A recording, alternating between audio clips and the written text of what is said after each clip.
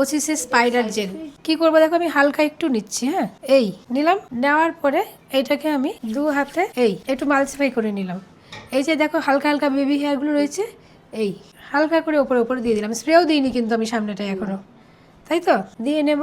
দিয়ে নেওয়ার পরে আমি আশ্রে দেব। হ্যাঁ, শাইন স্প্রে হার্ড স্প্রেও দিতে পারবে। আমি এটা অন্য একটা কিছু দিয়ে দেখালাম, একটু একটু অন্যরকম হলো। দেখো ফিক্স হয়ে গেছে না হেয়ারগুলো। আবার একটা এইটা দিয়ে করা যেটা একটা হালকা লাইন লাইনও হচ্ছে, এখানেও আছে। আমার হাতে একটু লেগে আছে, ওটা দিয়েই হয়ে যাবে।